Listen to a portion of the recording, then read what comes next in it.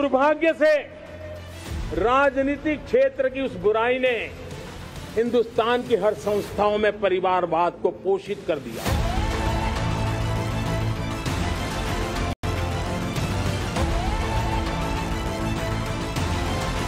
हमारी कोशिश है जिन्होंने देश को लूटा है उनको लौटाना पड़े वो स्थिति हम पैदा करें। भारत माता की वंदे वंदे वंदे।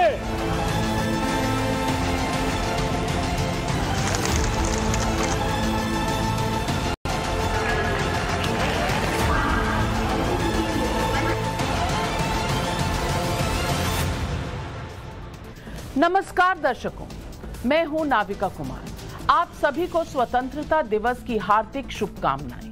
देश आज आजादी का अमृत महोत्सव मना रहा है। स्वतंत्रता दिवस के 75वें साल के मौके पर प्रधानमंत्री नरेंद्र मोदी ने आज लाल किले से 9वीं बार तिरंगा फहराया। आजादी के 100 साल पूरे होने पर भारत को विकसित देश बनाने का संकल्प भी लिया। उन्होंने भारत के विकास के लिए 25 साल का ब्लूप्रिंट रखा, 5 प्रण लिए और देश को भी ये प्रण संकल्प के तौर पर दिलाए। ये 5 प्रण हैं: बड़े संकल्प लेकर चलने का प्रण, गुलामी का अंश भी खत्म करने का प्रण, विरासत पर गर्व करने का प्रण, एकता और एकजुटता का प्रण, नागरिकों के कर्तव्यों का प्रण। लाल किले से प्रधानमंत्री नरेंद्र मोदी ने आज कहा कि जिन्होंने देश को लूटा है उन्हें वो लौटाना पड़ेगा। प्रधानमंत्री ने भ्रष्टाचार और परिवारवाद पर सीधा प्रहार किया और जनता से इस मुहिम में साथ देने की अपील की। सवाल है कि क्या परिवारवाद पर प्रहार से मिटेगा भ्रष्टाचार? यही है आज पब्लिक का सवाल।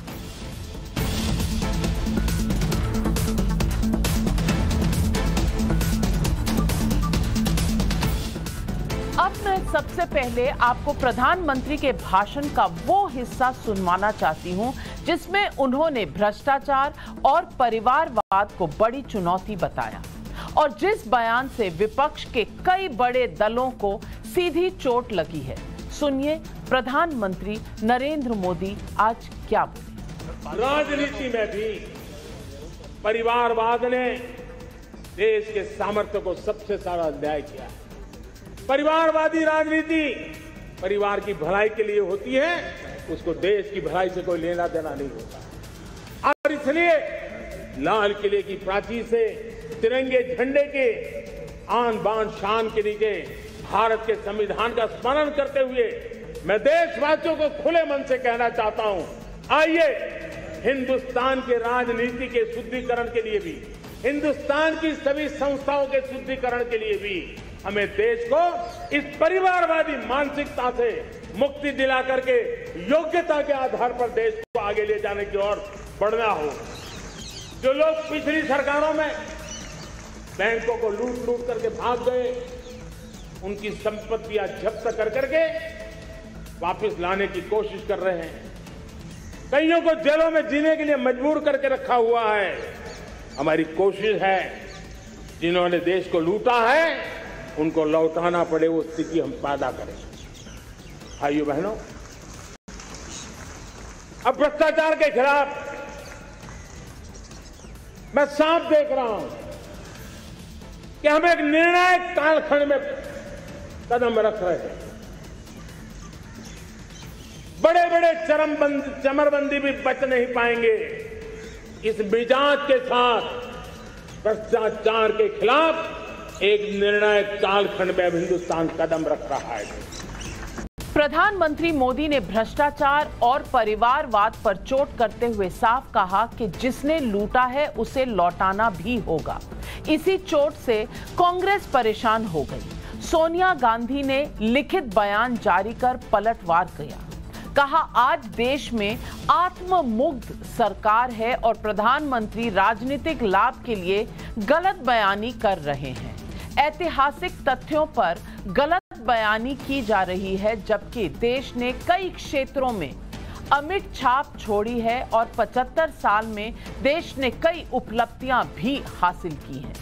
प्रधानमंत्री नरेंद्र मोदी के बयान पर कांग्रेस नेताओं का रिएक्शन भी सामने आया। अब आपको कांग्रेस के प्रवक्ता पवन खेड़ा और शक्ति सिंह गोहिल का रिएक्शन सुनवाती। जो भारतीय जनता पार्टी में एक परिवारवाद है, एक आदमी जिसने लॉर्ड्स में कोई सेंचुरी लगाई हो, शायद मैंने तो नहीं देखा, वो क्रिकेट में एक बड़े पद पर जाकर पहुंच गए। एक और मंत्री हैं जिनका बेटा फॉरेन सर्विसेज तो शायद नहीं पास किया, लेकिन एक बहुत बड़े थिंक टैंक में बहुत बड़े पद पर है। तो अब वो हमला अपने ही मंत्रियों पर है, अपने ही मंत्री पुत्रों पर है, यह मोदी जी खुद बताएंगे। बात रही भ्रष्टाचार की, एक भी बीजेपी के नेता के घर पे CBI, income tax, ED red करती है क्या? अगर करते तो ढग के ढग पैसों के मिलते। बीजेपी के लिए भाई मुक्त भ्रष्टाचार चल रहा है। वो भाई मुक्त भ्रष्टाचार करते हैं, चंद पूंजीपति प्रॉस्पर कर रहे हैं और आम नागरिक देश का महंगाई से परेशान है। राजनीति के जानकार कहते हैं कि कांग्रेस की बेचैनी की वजहें भी हैं, क्योंकि प्रधानमंत्री मोदी ने 2024 के लोकसभा चुनाव का एजेंडा सेट कर दिया है। कयास ये भी लगाया जा रहा है कि आने वाले समय में परिवारवाद और भ्रष्टाचार के खिलाफ मोदी सरकार कोई बड़ा फैसला ले सकती है, क्योंकि देश में पूरब से लेकर पश्चिम तक और उत्तर से लेकर दक्षिण तक परिवारवादी पार्टियां हैं। सियासत में भाई भतीजावाद का बोलबाला है और इसमें से कई पार्टियों पर भारी भरकम भ्रष्टाचार के आरोप भी हैं। भ्रष्टाचार को लेकर प्रधानमंत्री की चिंता की वजहें वाजिब है, क्योंकि हाल के दिनों में एग्जाम्पल्स देखे हैं कि 12 अगस्त को ईडी ने बेंगलुरु के फर्जी कंपनियों के 370 करोड़ रुपए जब्त कर लिए। 11 अगस्त 2022 को महाराष्ट्र के जालना में इनकम टैक्स का छापा पड़ा तो 58 करोड़ कैश जब्त हुआ। 390 करोड़ रुपए की बेनामी संपत्ति का खुलासा भी हुआ। 31 जुलाई 2022 को संजय राउत के घर पर छापा पड़ा, 11.5 लाख रुपए नगद जब्त हुए। जुलाई 2022 में तृणमूल कांग्रेस के पार्थ चैटर्जी के करीबी अर्पिता मुखर्जी के कई फ्लैट पर छापे पड़े और 56 करोड़ के करीब नकदी मिली है और इसके अलावा सोने के सिक्के, सोने की ज्वेलरी और सोने के बिस्किट भी मिले हैं। 2 करोड़ 76 लाख का सोना बताया जाता है। 15 जुलाई 2022 को झारखंड में अवैध खनन के मामले में हेमंत सोरेन के करीबी पंकज मिश्रा के ठिकानों पर भी छापे पड़े और यहां लगभग 12 करोड़ कैश जब्त हुआ।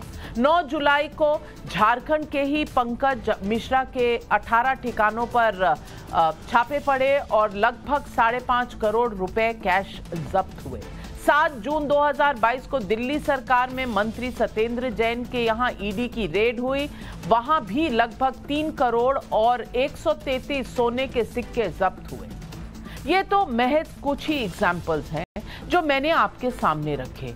भ्रष्टाचार के खिलाफ मोदी सरकार की सख्ती के कारण ईडी ने 8 साल में करीब 1 लाख करोड़ रुपए जब्त किए हैं और अब पीएम ने भाई भतीजावाद और भ्रष्टाचार के खिलाफ लाल किला से नया संकल्प लिया है। इन सब के बीच आज पब्लिक का पहला सवाल उठता है कि क्या प्रधानमंत्री मोदी ने 2024 का एजेंडा सेट कर दिया? सवाल नंबर 2, क्या प्रधानमंत्री के प्रण से मुख्य विपक्षी दल बैकफुट पर आ गए हैं? और सवाल नंबर 3, पब्लिक का तीसरा सवाल जो है वो ये है कि क्या परिवारवाद पर प्रहार से मिटेगा भ्रष्टाचार?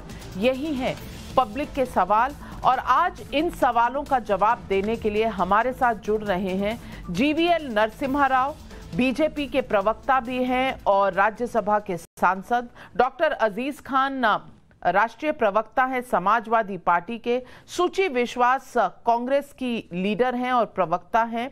रीजू दत्ता जी तृणमूल कांग्रेस के प्रवक्ता हैं। नवल किशोर जी आरजेडी के प्रवक्ता हैं। लेकिन मेरा पहला सवाल जाता है सुहेल सेठ, मार्केटिंग गुरु।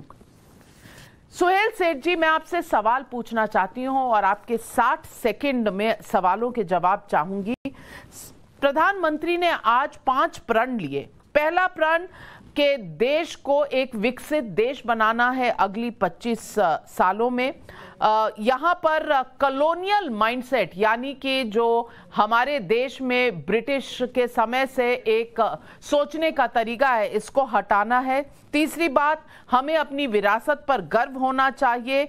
चौथी बात, एकजुटता और एकता की जरूरत बताई। और पांचवी बात जिस पर पूरे देश को प्रण लेने को कहा, वो है कि हम सबको अपने राइट्स के साथ अपनी ड्यूटीज यानी कि हमें अपने ड्यूटीज भी निभानी पड़ेंगी। तो सुहेल सेठ जी, इन 5 प्रण में कहीं भी कोई आपको अगर या मगर की गुंजाइश नजर आती है? बस 2 चीजें और कही जो प्रधानमंत्री ने, वो है भ्रष्टाचार और परिवारवाद। इन दोनों पर सियासत छिड़ गई है। आप क्या समझते हैं, ये सियासत के सब्जेक्ट है या आम इंसान, आम नागरिक इस देश का इन 7 चीजों से बिल्कुल सहमत है? देखिए नाविका जी, पहले तो आपको बहुत बहुत बधाई और सारे पैनलिस्ट को भी आज के दिन पर। मैं 2 चीजें कहूंगा। नंबर 1, जो 5 प्रण हैं उस पर कोई डिबेट नहीं हो सकती और कोई भी पॉलिटिकल पार्टी ये नहीं कह सकती कि नहीं, हमें भारतीयता नहीं चाहिए, हमें कॉलोनियल माइंडसेट चाहिए और ये देश विकसित नहीं होगा। तो कोई पॉलिटिकल पार्टी इन चीजों पे 2 राय नहीं हो सकती। जहां की 2 और चीजों का सवाल है, जो भ्रष्टाचार है और परिवारवाद है, उस पे डिबेट हो सकती है, पर भ्रष्टाचार पे भी कोई डिबेट का देयर इज नो स्कोप। मैं समझता हूं आज हमने जो प्रधानमंत्री की स्पीच सुनी उसमें 2 चीजें साफ हैं। एक कि भारत अब एक विकसित देश नहीं सिर्फ, पर भारत की जो रिस्पेक्ट है, जो रेपुटेशन है अक्रॉस द वर्ल्ड, वो इंप्रूव हो रही है। मोदी जी की वजह से हो रही है, किसी और की वजह से हो रही है, उसमें हम लोग को डिबेट करने की जरूरत नहीं है। पर जो 10 या 20 साल पहले जो रेपुटेशन थी और जो आज है, उसमें काफी अंतर है and it is much improved. Number 2, आज अगर आप भारतीय आम आदमी को देखें, आम एंटरप्रेन्योर को देखें, आज लोग भारत में काम करना चाहते हैं। आज भारत में जो एंटरप्रेन्योरशिप है, जो स्टार्टअप्स है, जो यूनिकॉर्न्स हैं, वो तो एक तरफ। नंबर 2, मैं आपको एक बात बोलूं नाविका जी, मैं मार्केटिंग की तरफ से जब देखूं इस देश को, कौन सोचता था कि एक दिन पान वाले से लेकर स्टील मैन्युफैक्चरिंग में सारी जगह आप डिजिटाइजेशन करेंगे। डिजिटाइजेशन का मतलब है ट्रांसपेरेंसी का मतलब है ट्रांसमिशन लॉस की कोई गुंजाइश नहीं। तो मैं समझता हूं आज एक बहुत गर्व का दिन है।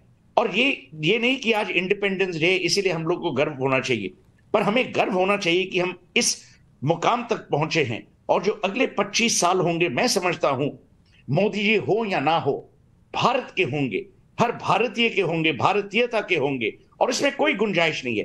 देखिए, हर चीज में राजनीति करने से कोई फायदा नहीं होता, क्योंकि एक मुकाम ऐसा भी होता है, एक समय ऐसा भी होता है कि political parties must be subservient to the greater nation. आज उन्होंने भारत की बात की। आज दिन ये नहीं था कि बीजेपी या कांग्रेस या आरजेडी या मेरे दोस्त रिजू की पार्टी का। आज दिन था भारत का, भारतीयता था। और सबसे इंपॉर्टेंट, हर भारतीय के लिए जो उन्होंने एजेंडा सेट किया है, मैं बहुत खुश हूं। मैं इसलिए खुश हूं कि मेरी उम्र अब अगले साल 60 वर्ष की होगी, तो मैं शायद 20-25 साल और जीऊंगा।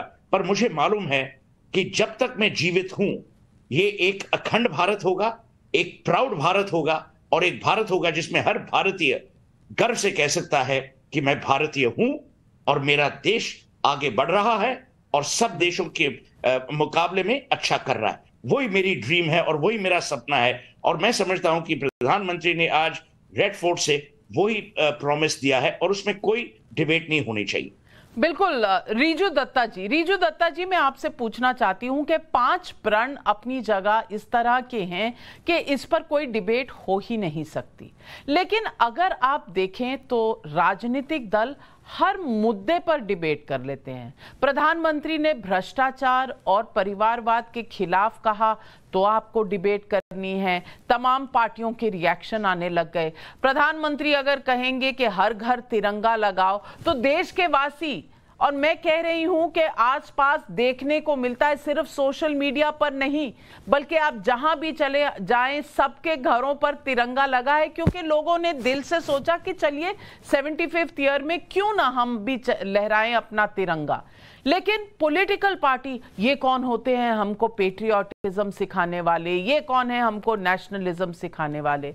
तो मैं पूछना चाहती हूँ रिजू दत्ता जी, क्या आप एक राजनीतिक दल हैं तो इसमें कहीं ना कहीं जो भी कहा जा रहा है, अच्छा बुरा सच झूठ, हर चीज की खिलाफत ही करनी है? क्या ये आपका एजेंडा है? और क्या भ्रष्टाचार और परिवारवाद पर दो मत हो सकते हैं किसी के भी इस देश में? नाविका जी, पहले तो आपको टाइम्स नाउ नवभारत के सारे दर्शक और मेरे जितने भी यहाँ पैनलिस्ट हैं उनको बहुत बहुत स्वतंत्रता दिवस के बधाई। जो आज प्रधानमंत्री जी ने कहा, जो 5 प्रण कहा, उस 5 प्रण को लेके तो कोई सवाल नहीं उठ सकता, बट कुछ टिप्पणियां जरूर की जा सकती है। जब माननीय प्रधानमंत्री कहते हैं भ्रष्टाचार और परिवारवाद के खिलाफ, तो मैं एक एक करके कहना चाहता हूं कि ये सुनने में बहुत अच्छा लगता है, पर जब देश 75 साल के बाद, 75 साल की स्वतंत्रता के बाद जब देश में बेरोजगारी 45 साल में सबसे ज्यादा है, महंगाई आसमान छू रही है और संघीय ढांचा तार-तार हो गया है, तो थोड़ा कहीं ना कहीं तो चुभता है देशवासी के तौर पे। अब आता हूं मैं भ्रष्टाचार में जो भी राजनेता लिप्त है उनको आप जेल भेजिए, इसमें कोई द्विमत या दोहरा नहीं हो सकता। पर आपके पार्टी के लोग, हमारे बंगाल में नेता प्रतिपक्ष शुभेंदु अधिकारी ईडी सीबीआई चार्जशीट में है और वो 2 दिन पहले गृह मंत्री के साथ जाके बैठ के चाय पी रहे। आज आपके असम के मुख्यमंत्री Hemant Biswa Sharma ED CBI chargesheet में, शारदा स्कैम में मुख्यमंत्री हैं। आपके मुख्यमंत्री मध्य प्रदेश के शिवराज सिंह चौहान साहब ईडी सीबीआई चार्जशीट मेंशन है, आज मुख्यमंत्री बन के बैठे हैं। तो ये भी सुनने में खराब लगता है। फिर आता हूं मैं वंशवाद और परिवारवाद के ऊपर। उन्होंने कहा वंशवाद और परिवारवाद देश को पीछे लेके जा रहे हैं, बहुत बढ़िया बात है। आप तो आपके पार्टी के सबसे उज्जवल चेहरे हैं जिसको देख के ये देश वोट करता है, तो आपके पार्टी के कुछ नाम गिना देता हूं मैं सर। राजनाथ सिंह जी, पंकज सिंह, कैलाश विजयवर्गीय, आकाश विजयवर्गीय, वेद प्रकाश गोयल, पीयूष गोयल, फडणवीस जी और उनके बेटे देवेंद्र फडणवीस जी, पीके धूमल, अनुराग ठाकुर, वसुंधरा राजे, दुष्यंत सिंह, ये तो कुछ नाम मैंने गिनाए। ऐसे कई एमपीज एमएलएज हैं जो वंशवाद से है और परिवारवाद की राजनीति तो आपके पार्टी के अंदर चल रहा है। जब आप प्रधानमंत्री के तौर पे कुछ कहेंगे, हम देश की नागरिक के तौर पे उसको मान लेंगे, पर आप जिस पार्टी से आते हैं, जिस राजनीतिक पार्टी से आते हैं, उसका भी थोड़ा आपको समीकरण करना चाहिए ताकि आपके लिए बारे में कोई टिप्पणी ना कर सके। और उन्होंने 5 प्रण दिया, मैं सारा मान लेता हूं, सिवाय एक में मुझे थोड़ी सी आपत्ति है, मैं वो भी कह देता हूं।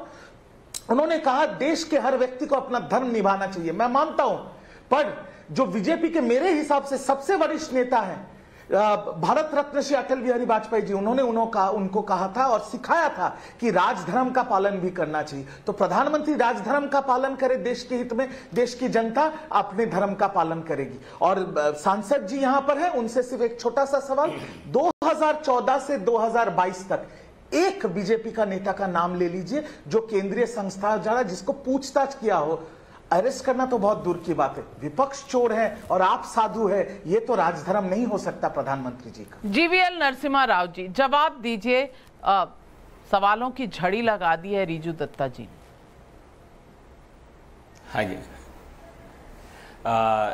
मेरे तरफ से भी नाविका जी आपको, पैनलिस्ट को, सभी दर्शकों को स्वतंत्रता 75वां दिवस की शुभकामनाएं, बधाई, ढेर सारे बधाइयाँ।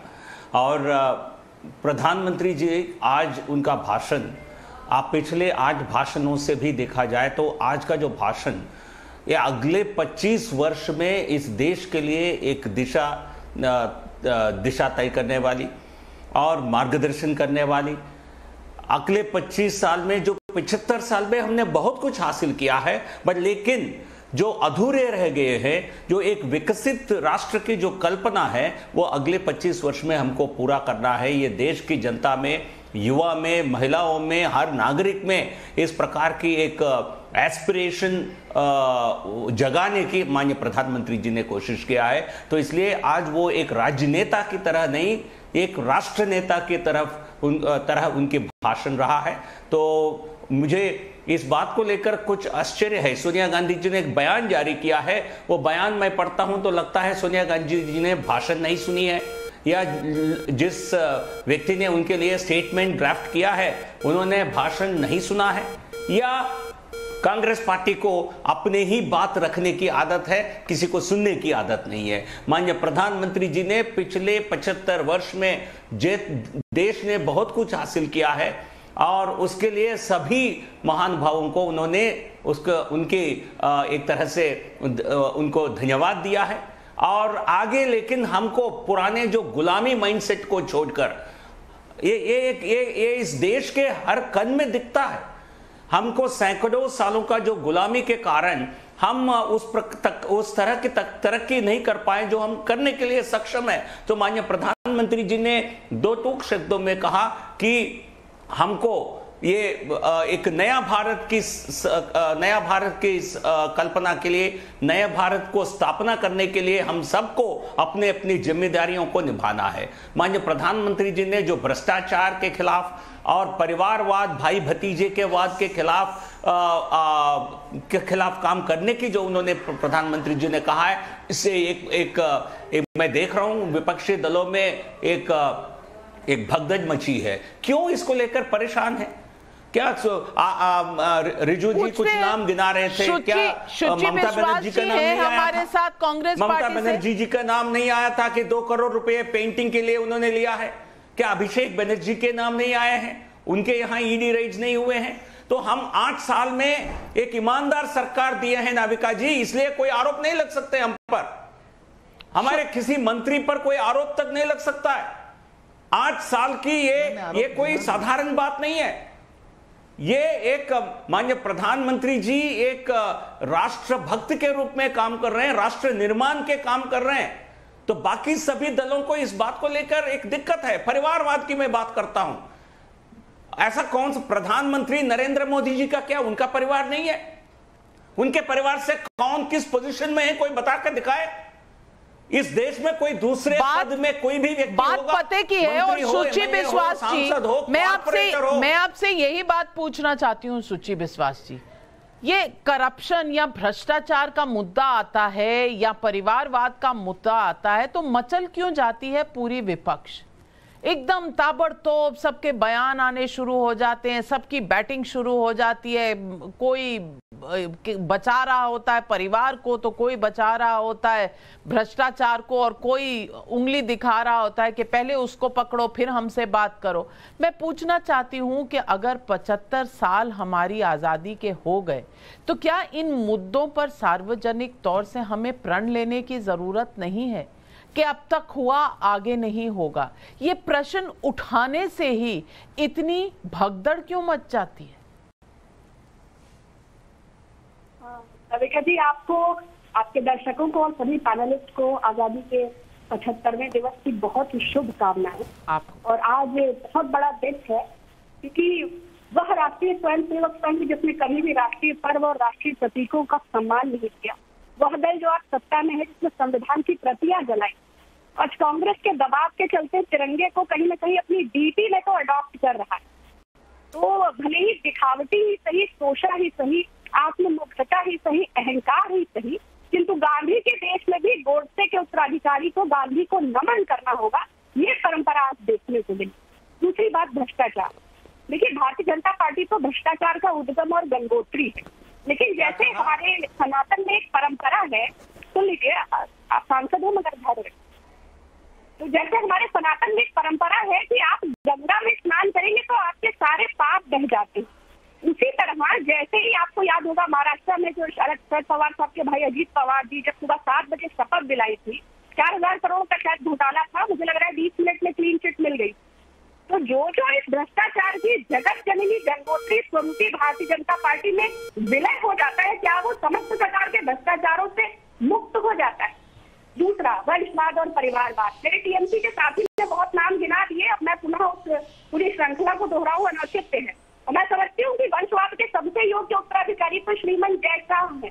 एक वीडियो वायरल हुआ और जरूर आपने देखा होगा कि स्क्रिप्ट वो पढ़ रहे हैं, उनकी योग्यता पे मैं कोई प्रश्न चिन्ह नहीं लगा रही। बीसीसीआई जैसे संगठन का वो प्रतिनिधित्व कर रहे हैं, तो निश्चय ही ये वंशवाद तो नहीं है, ये उनकी निश्चय कोई दिव्य योग्यता होगी जिसके आधार पर वो वहां बैठे।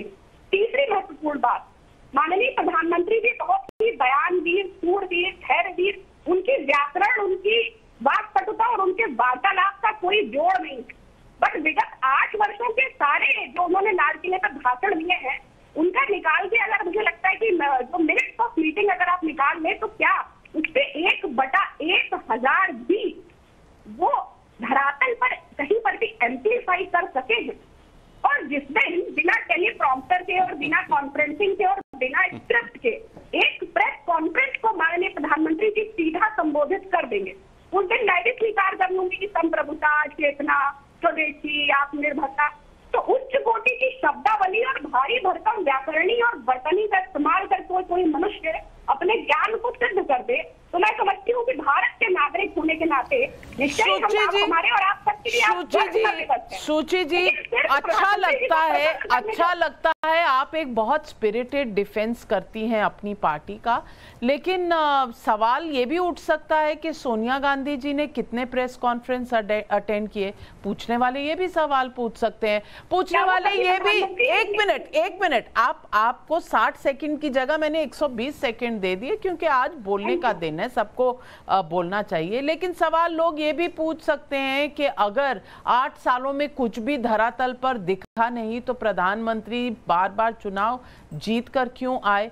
एक बार 282 सीटों के साथ, एक बार 303।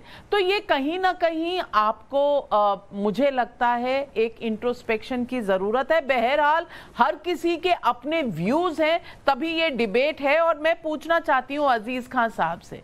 अजीज खान साहब, मैं आपसे पूछना चाहती हूँ, आप समाजवादी पार्टी में कितनी देर से हैं? कितने साल हो गए आपको?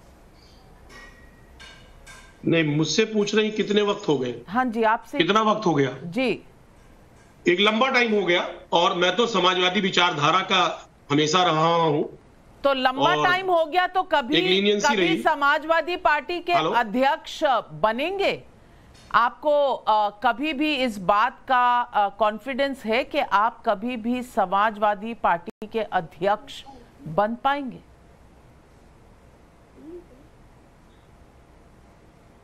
देखिए नाविका जी, 2-3 बातें हैं, बड़ी अहम है। पहले मेरे सवाल का जवाब दीजिएगा, फिर आप 4 बातें सुनाइएगा। नहीं, देखिए एक बात, मेरी बात सुन लें आप। क्यों नहीं बन सकते हैं? बने ही हैं लोग। हमारे यहाँ प्रदेश अध्यक्ष से लेकर के दूसरे पोस्ट पे तमाम ऐसे लोग हैं जो विराजमान हैं। नेशनल, उसके लिए कहने की कोई आवश्यकता नहीं, और इसमें कोई प्रमाण देने की जरूरत नहीं है। आवाज थोड़ी आपकी आहिस्ता आ रही है, थोड़ी बढ़ा दे। मैं जोर से बोलती हूँ। कभी पार्टी के अध्यक्ष मुलायम सिंह यादव जी के परिवार के अलावा कोई बना है? मैं जोर से कह रही हूँ, यहां से लखनऊ तक वैसे ही आवाज आ जाएगी मेरी। मैं कह रहा हूं, अगर ये आवाज आप माननीय मोदी जी और अमित शाह जी तक पहुंचा देती और वहां तक अगर पहुंच जाती, तो शायद आज इस देश की सबसे बड़ी पार्टी जो है उसके अंदर सिर्फ और सिर्फ जो इवेंट मैनेजमेंट करने की कला है, मुझे लग रहा है सिर्फ वो भाषणों में न दिखता। आज जो भाषणों में दिखता है कि सब परिवार देश का अपमान कर रहे हैं, मुझे लग रहा नहीं दिखता। ये बात मुझे लग रहा बताने की आवश्यकता है। आप तो देश की बहुत बड़ी एंकर है, बहुत बड़ी पत्रकार है, आपकी बात तो लोग सुनते हैं और आपका सम्मान करते हैं। नाविका जी, आज आप बीजेपी में देखें, एक लंबी फहरिस्त देखें कि उसमें परिवारवाद का जो चलन है, मुझे लग रहा किसी से कुछ छिपा नहीं है। एक लंबी फहरिस्त देखें आप, तो मुझे लग रहा ये कुठाराघात करने की आवश्यकता नहीं है। मुझे लग रहा बीजेपी के लोगों को समझना चाहिए और माननीय मोदी जी को ये सबसे पहले ट्रेंड अपने परिवार में सेट करना चाहिए, अपने पार्टी में सेट करना चाहिए, तब वो दूसरों पर निशाना साधते। आज बीजेपी कहीं ना कहीं बड़े स्तर पर लिप्त है। एक लंबी फहरिस्त कहिए, मैं पढ़ के सुना दूं, क्योंकि आप 60 सेकंड आपने दिया, लंबी बात हो नहीं सकती। लेकिन बात में कुछ और करना भी चाह रहा था। अभी चूंकि तमाम बातें आई, भ्रष्टाचार की आई, परिवारवाद की आई, और एकजुटता और एकता के लिए प्रण करने की बात आई। चूंकि माननीय मोदी जी ने आज तमाम बातें लाल किला से वहां संबोधित किया देशवासियों को। यकीनन हम देखिए, माननीय मोदी जी का व्यक्तिगत तौर पे बहुत सम्मान करते हैं कि बेहतरीन बोलते हो और जनता में एक संदेश जाता है, जनता कहीं ना कहीं उनकी बातों में आ जाती है और आती है। ये कला है, मैं उनका सम्मान करता हूं। लेकिन मुझे लग रहा है उसको अगर अमली जामा में पहनाया जाए, अगर अमल में उस बातों को लाया जाए तो लगता है बेहतर होगा। आज कहा जा रहा साहब एकजुटता का संदेश, अरे भाई कौन एकजुट नहीं होना चाहता है? इस पूरे मुल्क में हर शख्स चाहता कि हम एकजुट रहें, हम एक प्लेटफॉर्म पे रह करके इस मुल्क की तरक्की के लिए सोचें, इस मुल्क के विकास के लिए सोचें। लेकिन सवाल इस बात का है कि यही लोग ऐसे हैं जो नहीं चाहते हैं इस मुल्क में आपसी इत्तेहाद हो, भाई भाई से जुदा करने का प्रयास करते हैं, पड़ोसी को पड़ोसी से जुदा करने का प्रयास करते हैं। ये कहीं ना कहीं इस दो देश को तोड़ने के लिए एक बड़ा प्रमाण है, एक बड़ी साजिश है। मैं बताना चाहता हूं नाविका जी, अभी साहब बैठे हैं बीजेपी के प्रवक्ता महोदय, अभी मुझे लग रहा उनको हो सकता है बात बुरी लगे। देखिए भ्रष्टाचार की बात जो कर रहे हैं, आज सबसे ज्यादा अगर भ्रष्टाचार है तो आज बीजेपी में जो लोग बैठे हैं, जो शासन सत्ता में लोग बैठे हैं, उसमें भ्रष्टाचार का एक बड़ा ठीकरा उनके सर पर। अभी आप देखिए नोएडा में अभी एक शख्स का इतना हल्ला हुआ, आपके चैनल ने बहुत बड़े स्तर पर दिखाया। क्या हुआ अभी देखिए, मैं तो न्यूज में पढ़ रहा था कि साहब उनका दबदबा देखिए कि वहां के जो सांसद महोदय हैं वो भी सरेंडर कर गए साहब, वायरल है तमाम चीज।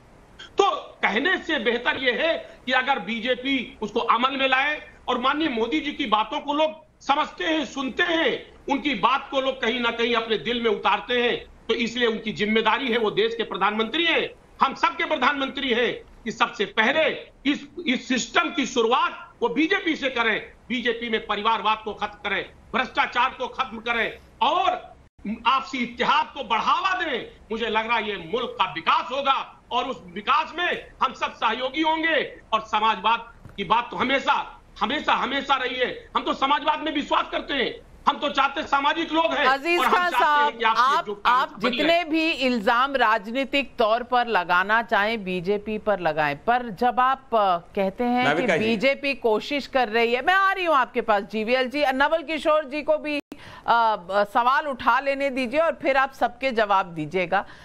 जब आप कहते हैं अजीज खान साहब कि बीजेपी देश तोड़ने में लगी हुई है और प्रधानमंत्री जी देश तोड़ने में लगे हैं, तो शायद इस देश में कम ही कोई ऐसा होगा जो इस बात पर आपके साथ खड़ा दिखेगा। बहरहाल नवल किशोर जी राष्ट्रीय जनता दल के प्रवक्ता हैं और मैं आपसे पूछना चाहती हूं कि आप उत्तर से दक्षिण, पूरब से पश्चिम, जहां भी देख लीजिए यहां पारिवारिक पार्टी है। उत्तर में आप देख लीजिए महबूबा मुफ्ती, वो उनके पिताजी पार्टी के अध्यक्ष थे, फिर महबूबा जी आई। अगर फारूक अब्दुल्ला साहब की बात करें तो उसके बाद उनके बेटे, और उनसे पहले उमर अब्दुल्ला के दादाजी थे पार्टी के चीफ। अब आप पूरब में चले आइए, वहां पर आपकी पार्टी है, लालू जी के बाद तेजस्वी जी, ममता बनर्जी और उनका भतीजा, और दक्षिण में चले जाइए तो आपको टीआरएस मिलेंगे, केसीआर जी है, फैमिली ओरिएंटेड पार्टी है, डीएमके फैमिली ओरिएंटेड पार्टी है। पश्चिम में चले जाइए, शिवसेना अब तक उद्धव ठाकरे, बाला साहब ठाकरे और आदित्य ठाकरे की पार्टी है। तो मैं पूछना चाहती हूं, जो देश का युवा है, क्या वो ये नहीं चाहता कि मेरिट भी कहीं पर आए? और क्या राजनीतिक दलों पर ये रिस्पॉन्सिबिलिटी नहीं है कि थोड़ा बहुत कुछ मेरिट को भी तवज्जो दी जाए, या सब कुछ परिवार और सरनेम के हिसाब से ही तय होगा? देखिए नाविका जी, आपने जो प्रश्न पूछा है उसका उत्तर आप भी जानती हैं, लेकिन आपको हिम्मत नहीं है बोलने का। जितने भी परिवारवादी तथाकथित परिवारवादी पार्टी कर रहे हैं, उसमें से आधा से ज्यादा के साथ तो बीजेपी शासन में रह चुकी है। उनके सिर पे पैर पे हाथ रख के उनका पैर पकड़ के शासन में आई है, ये कौन नहीं जानता है? पूरे देश में आप देख लीजिए, चाहे अकाली दल हो, शिवसेना हो, टीडीपी हो, जहां कहीं भी चिराग पासवान हो, उनको तो कैसे समाप्त किया गया आप देखा होगा। तो ये बात कहने के लिए है। सबसे महत्वपूर्ण बात यह है जिस पर कि बार बार हम लोग आपको भी लाना चाहते हैं और मोदी जी को लाना चाहते हैं। तो एक ने कसम खाई है जवाब नहीं देने का, और आपने कसम खाया है उनसे सवाल नहीं पूछने का। उनसे 5 साल का आप हिसाब नहीं लेते कि आपने क्या हर एक को 15 लाख रुपए दिए, 2 करोड़ नौकरी पिछले 8 साल में 16 करोड़ आपने दिए, हर किसी को 2022 में मकान देने के लिए बोला था आपने दिया, किसान की आय दुगनी करने के लिए दिए बोला था आपने किया, काले धन वापस लाने के लिए बोला था आपने 5 साल के लिए दिया। जो इतना निकम्मी सरकार हो उसके 25 साल का संकल्प पर आप डिबेट कर रहे हैं। हास्यास्पद है टाइम्स नाउ, शर्म आनी चाहिए इस चैनल के मालिक को कि आपके जैसा एंकर से इस तरह का डिबेट करवा रहा है। एक बार हिम्मत तो दिखाइए। नवल किशोर जी सुनिए पहले। नहीं नवल किशोर जी, आज के दिन कम से कम आज के दिन कम से कम अपनी भाषा पर नियंत्रण रख लेते तो अच्छा होता। आज कम से कम अपनी भाषा पर नियंत्रण रख लेते तो अच्छा होता। नवल किशोर जी, आपके हाथ से आपकी सत्ता नहीं छीन रही हूँ, सवाल पूछ रही हूँ जो मेरे अधिकार क्षेत्र में है। सवाल पूछना एक पत्रकार का काम है। मैं अगर सवाल पूछ रही हूँ तो आप इस ऐसे अपशब्द इस्तेमाल करेंगे। नवल किशोर जी नहीं, आप बताइए एक शब्द जो अपशब्द हो बताइए। नवल किशोर जी, आपको मीडिया पर अपना निशाना लगाकर क्या मिलेगा? हमसे थोड़ी राजनीति करनी है आपने। जो मोदी जी 5 साल में अपना एक भी वादा नहीं पूरा पाए, वो प्रण करते हैं। वो तो प्राण लेने पर तुले हुए हैं भारतीय लोकतंत्र का, भारतीय संविधान का। जो दल चाहे परिवार से निकला हुआ दल है, परिवार तो हिंदू समाज का अभिन्न अंग है, पवित्रता है। जिनकी परिवार ही नहीं है वो परिवार की बात क्या करेंगे? क्या नाजायज लोग शासन में है? क्या अनाथालय से शासक को लाते हैं? क्या संघ परिवार से बड़ा कोई विध्वंसक परिवार इस देश में होगा जो कि पूरा पॉलिटिकल पार्टी को हाईजैक करके रखे? आप बताइए कि कौन सा मंत्रालय है जिसमें आरएसएस के अलावा किसी का भी चलता हो? पूछिए इनसे, जो आपके प्रवक्ता बैठे आया, पूछ लीजिए कि कौन सा व्यक्ति है। आप केवल आक्रमण विपक्षियों पे मत करें। आप जो बोले सो सही, क्योंकि अब सत्ता आपके हाथ में है। आपका अहंकार दिख रहा है। आप पत्रकारों पर ही इस तरह से सवाल जवाब कर रहे हैं। चलिए, लेकिन आपने जो सवाल उठाए उनका जवाब जीवीएल नरसिम्हा राव से लेना लाजमी है। जीवीएल नरसिम्हा राव जी, जवाब दीजिए।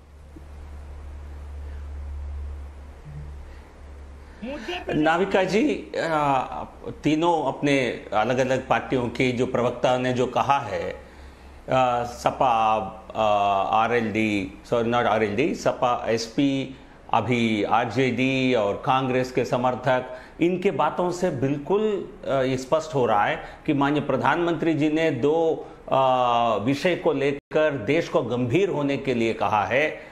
2 विषय देश के लोकतंत्र के जड़ को खा रहे हैं, ऐसे भ्रष्टाचार और परिवारवाद को खत्म करने की जो बात कही है, तो मुझे लगता है ये पार्टी तिलमिलाई गई है। इन पार्टियों पर इसका बहुत गहरा असर हो गया है।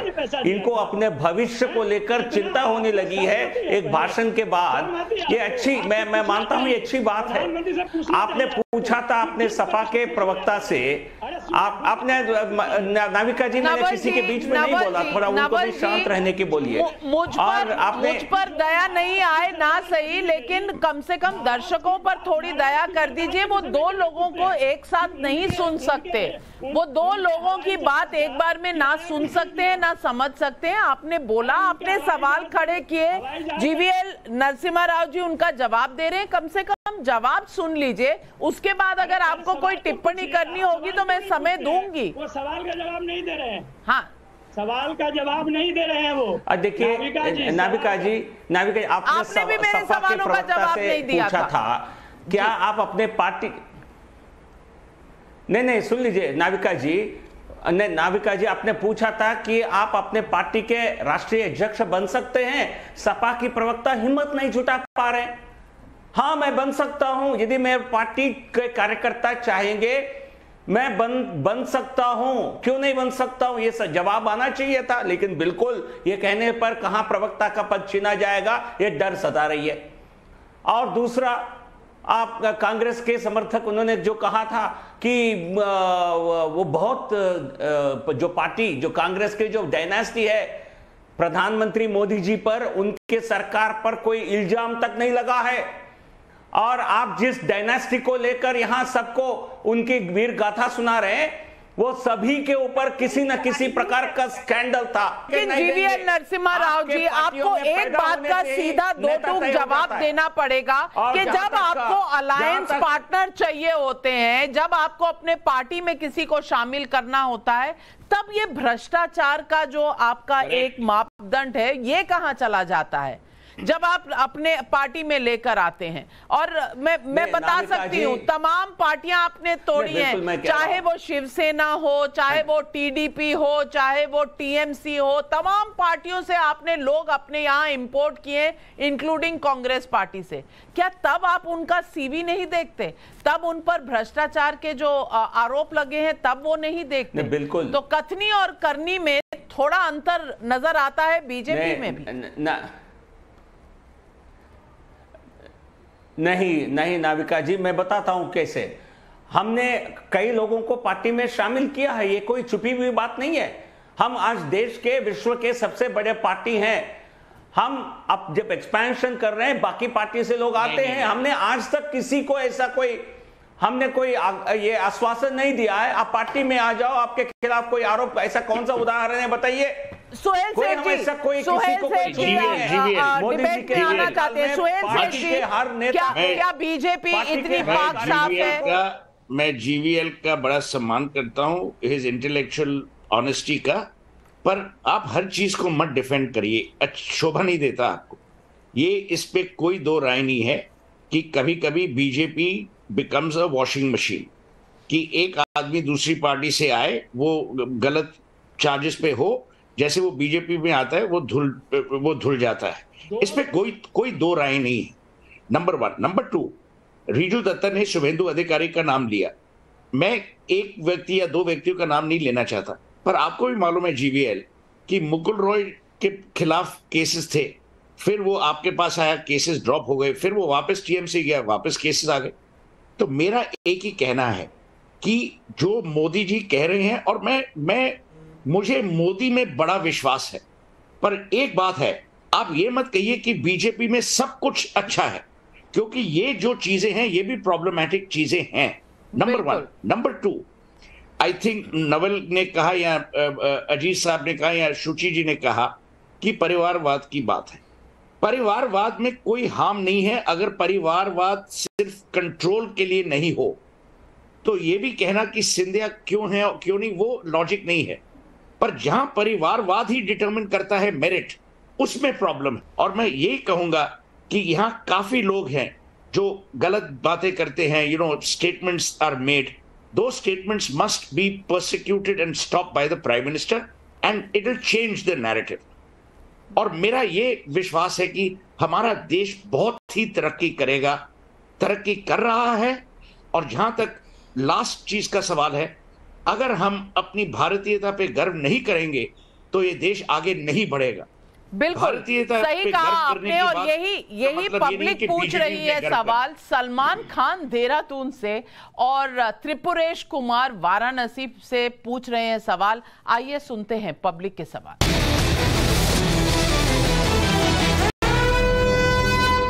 अगर पीएम ने लाल किले से भ्रष्टाचार और परिवारवाद के खिलाफ लड़ने का संदेश दिया तो विपक्ष को इससे क्या दिक्कत है? क्या आज के दिन भी विपक्ष पर कटाक्ष करना सही था? यह करने के लिए तो पूरा साल बाकी है। पहले सवाल का जवाब शुचि जी आपको देना है। मुझे लगता है पहले सवाल का जवाब दूसरे व्यक्ति ने दे दिया है कि आज का दिन ही बचा था कटाक्ष करने के लिए। तो एक ने प्रश्न किया है, दूसरे ने प्रत्युत्तर दे दिया है। जवाब दोनों मुझे कुछ विशेष नहीं कहने की आवश्यकता है। नविका जी, आप तो इतनी प्रखर वक्ता हैं, आप इतनी प्रखर पत्रकार हैं। मैं being a lady also I respect and admire you so much. आखिर तो हमारा दायित्व बने, हम विपक्ष में हैं तो हमारा दायित्व है कि हम सवाल उठाएं और बावस्ता सवाल उठाएं। नहीं सवाल उठाइए, 365 दिन सवाल उठाइए, एक दिन छोड़ दीजिए, एक दिन दिल पे मत लीजिए और राष्ट्र की बात करिए। क्या ये बहुत ज्यादा है पूछने के लिए? नवल किशोर जी, एक दिन अगर हम सब, और आज खास अगर हम अपनी स्वतंत्रता दिवस भी देखें तो आज एक बहुत खास दिन है, 75वां साल खत्म हुआ है आजादी का। इस दिन भी कटाक्ष करना क्या जरूरी है?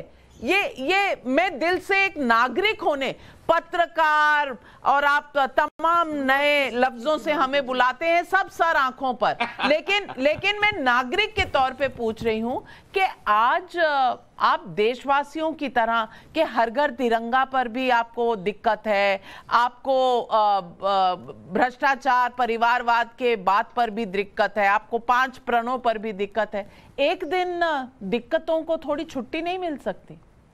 देखिए नाविका जी, एकदम सही कहा आपने, लेकिन जो व्यक्ति, आप देख लीजिए मोदी जी का संसद में भाषण हो या बिहार के चुनाव में भाषण हो, उनका भाषण देख लीजिए, जहां भी बोले होंगे परिवारवाद, भ्रष्टाचार, विपक्ष को खत्म करना है, कांग्रेस को खत्म करना है, कांग्रेस ने लूट लिया, परिवार ने खत्म कर दिया, ये तो 24 घंटा बोलते ही रहते हैं, सपना भी देखते रहते हैं। क्या वो स्वतंत्रता दिवस पे जो 75 साल पूरे करने के बाद वो खुद कहते हैं कि अमृतकाल है और जहर घोलने का काम क्यों कर रहे हैं? उनको कहना चाहिए कि परिवारवाद नहीं होगा तो सारे लोग अपने परिवार छोड़ दें, सारे लोग सड़क पे आ जाएं, सारे लोग अपने बच्चे को अनाथालय में भेज दें। डॉक्टर बोले इंजीनियर बनेगा, इंजीनियर बोले वकील बनेगा, और वकील नवल किशोर जी, आपको लगता है परिवारवाद का मतलब ये होता है कि अपने अपने बच्चे सड़क पर छोड़ दो? मुझे नहीं लगता कि परिवारवाद का ये मतलब होता है। रिजू दत्ता जी, क्या परिवारवाद का मतलब इस बात से है कि सब लोग अपने बच्चे छोड़ दें सड़क पर और वो देश के बच्चे हो गए तभी परिवारवाद खत्म होगा? ये एक अट्रोशियस लेवल ऑफ कंपैरिजन और सिमिली जब दी जाती है तो कहीं आपको ऐसा नहीं लगता कि हम जानबूझकर बाल की खाल उतार रहे हैं? और जब प्रधानमंत्री यूनिटी की बात करते हैं, एकता की बात करते हैं, तो रिजू दत्ता जी, आप अकेले तो बंगाल आगे बढ़ा नहीं पाएंगे। बंगाल में कुछ लोग होंगे जो आपके साथ होंगे, कुछ दूसरी विचारधारा के होंगे, दोनों को साथ लेकर चलना है। उसी तरह बंगाल के साथ राजस्थान, राजस्थान के साथ पंजाब, पंजाब के साथ केरल नहीं चलेगा तो भारत आगे कैसे बढ़ेगा? हम एक दिन के लिए क्यों नहीं बस बिना सवाल किए एक दूसरे पर विश्वास रखकर साथ क्यों नहीं चल सकते? इतना विश्वास की कमी क्यों है? नाविका जी, आपका प्रश्न बहुत सुंदर प्रश्न है, पर इसका जवाब बहुत बचपना है। और जवाब यह है कि हम लोग जो स्कूल में कहते थे ना, जब दोनों में लड़ाई होती थी कि टीचर के सामने शुरू कौन किया था, तो आज का दिन तो 75वां स्वतंत्रता दिवस का दिन है। वहां पर देश के प्रधानमंत्री, जिनको देश के 48% लोगों ने वोट देके चुना है, उनको आज ही का दिन मिला था इतनी छोटी सी चीज करने के लिए। पर आज ही विपक्ष 82 मिनट में 2.5 मिनट में उन्होंने परिवारवाद और भ्रष्टाचार कहा। आप बाकी के 80 भूल गए, आपको यही 2-2.5 मिनट क्यों याद है? प्रॉब्लम ये है। और जीवीएल सब मान लिया। एक चीज में आज मैं खुश हूं, एक चीज से आज मैं बहुत खुश हूं और बहुत सहमत हूं कि पहली बार प्रधानमंत्री जी ने आज औरतों का सम्मान, और उन्होंने इतनी अच्छी बात कही कि देश आगे औरतों से ही बढ़ेगा। मैं बहुत इस बात को मानता हूं, सम्मान करता हूं, क्योंकि मेरी नेत्री भी खुद एक औरत है, ममता बनर्जी। चलो एक चीज अच्छा हुआ, शायद बीजेपी में और कोई श्रीकांत त्यागी भी नहीं रहेगा और दीदी भी हमको सुनने को नहीं मिलेगा। जीवीएल नरसिम्हा राव जी, चीज हुआ। राजनीतिक प्रहार आज के दिन दूसरा ही जारी है, और कहना विपक्ष का यह है कि शुरुआत आपने की। जवाब दीजिए।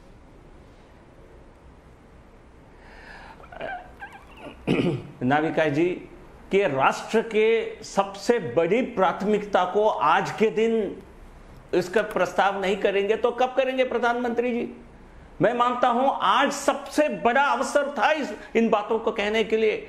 माननीय प्रधानमंत्री जी ने इस देश के भविष्य के निर्माण में एक बड़ी अहम कदम उठाया आज कि भ्रष्टाचार के खिलाफ इस देश में कोई महिमा मंडल नहीं होना चाहिए। हमारे आरजेडी की प्रवक्ता को बुरा लगा होगा क्योंकि आपके नेता कन्विक्टेड हैं, जेल काट रहे हैं, फिर भी आप उनका महिमा मंडल करते हैं। ऐसे कई राजनीतिक दल हैं, कुछ लोग का कन्विक्शन हुआ है, कुछ लोग जो कांग्रेस के नेता भ्रष्टाचार के मामले में या मनी लॉन्ड्रिंग के मामले में कोर्ट के सामने खड़े हैं, उनको असुविधा महसूस हो रही है, शायद महसूस हो रही है, लेकिन इसका मतलब ये नहीं कि राष्ट्र की प्राथमिकता को माननीय प्रधानमंत्री दी भूल जाएंगे। सही कहा आपने। मैं सिर्फ इतना कहना चाहती हूँ कि आज या 1947 में भ्रष्टाचार तब भी एक मुद्दा था, भ्रष्टाचार आज भी एक मुद्दा है। तब कहा जाता था कि भारत एक ऐसा देश है जहां दूध की नदियां बहती हैं, और वो सब लुट गया, लूट के ले गए अंग्रेज। ये बचपन में हमने कहानियां सुनी हैं, और अंग्रेजों ने हमारे से जो लूटा वो कभी वापस ना आया, क्योंकि कोहिनूर चला गया, दूध और शहद वाला देश जो है वो चला गया। तो आज जब भ्रष्टाचार की बात होती है तो विपक्ष दिल पे क्यों लेती है? ये तो तब से जंग जारी है और आगे भी जारी रहना चाहिए। देश को जब आजादी मिली तब भी भ्रष्टाचार एक मुद्दा था, और आज 75 साल बाद भी ये एक बड़ा मुद्दा है। मैंने आपको पहले भी बताया कि ईडी ने 8 साल में करीब 1 लाख करोड़ रुपए जब्त किए हैं। ये बड़ी बात है, पहले जब्त नहीं हुआ करते थे। आज पॉलिटिकल बैकिंग है, जब्त करिए, लोगों का माल लोगों को वापस मिलना चाहिए। और ये लोग हैं देश के नागरिक, देश के नागरिकों के पास ये जाना चाहिए, क्योंकि ये धन उनका है। इस पर विपक्ष की अलग मनोस्थिति कैसे हो सकती है? इसलिए प्रधानमंत्री नरेंद्र मोदी की चिंता वाजिब है। मेरा भी नजरिया यही है कि देश में अगर करप्शन खत्म करना है तो सियासत से परिवारवाद को खत्म करना पड़ेगा, ताकि कोई आंख मूंद कर दूसरी तरफ ना देखे। हमारी जवाबदेही होनी है पब्लिक को, इस देश के नागरिकों को। यही जरूरी है। ऐसा नहीं हो सकता कि देश में सियासतकार जो हों वो अमीर हों और नागरिक जो हों वो गरीब हों, क्योंकि हक नागरिकों का मारा जाता है। तो परिवारवाद एक सोच है, किसी एक पर प्रहार नहीं है। एक सोच है कि आप काबिलियत से लोगों को आगे आने दीजिए, सिर्फ एक परिवार के नाम से नहीं। इसमें कहाँ कोई गलती है? और अगर गलती नहीं है तो क्यों विपक्ष दिल मिला रहा है? यही है आज सवाल पब्लिक का। आज सवाल पब्लिक का शो पर बस इतना ही। लेती हूँ आपसे इजाज़त। पर हाँ, अमृतकाल 25 सालों तक चलता रहेगा, क्योंकि हमें बनाना है एक नया भारत, एक नव भारत, क्योंकि अब बदलेगा भारत। नमस्कार दर्शकों।